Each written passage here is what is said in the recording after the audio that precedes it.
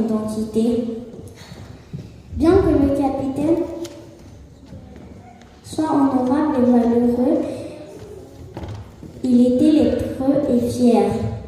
Mais son état de santé l'a amené à considérer les paroles d'une humble petite servante qui avait été rapportée par sa femme au sujet de l'idée qui pouvait le guérir de sa lèpre.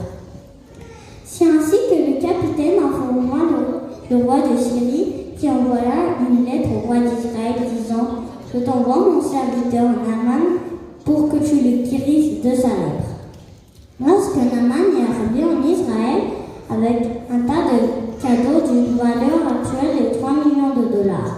Wow! Il s'attendait à ce que Élisée, le prophète, l'accueille, mais au lieu de ça, là, il lui a simplement envoyé un message disant « Qui le sait ?»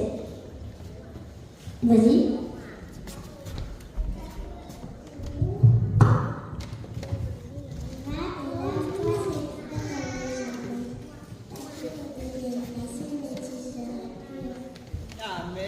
Il a d'abord rejeté l'idée, mais finit par suivre l'instruction, et il a été guéri.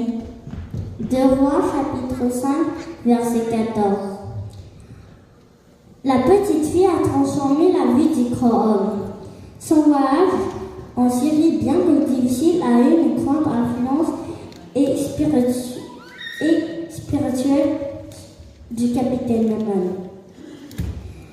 En conséquence, Naaman voyagea avec foi depuis Israël en chantant « Dieu est bon pour moi, Dieu est bon pour moi, il n'y a pas de Dieu comme lui, il n'y a pas d'autre comme lui. » Vous savez que Jésus a voyagé jusqu'ici pour nous et ce n'était pas facile.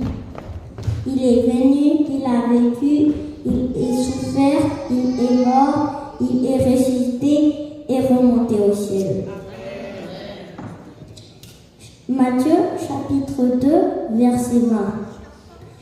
Lorsque tu voyageras avec foi dans les airs, Jésus est là. La vie sur terre n'est pas facile, mais n'oublie pas, il voyage avec toi. Amen. Amen. Sa parole est plus puissante que la parole de la petite fille.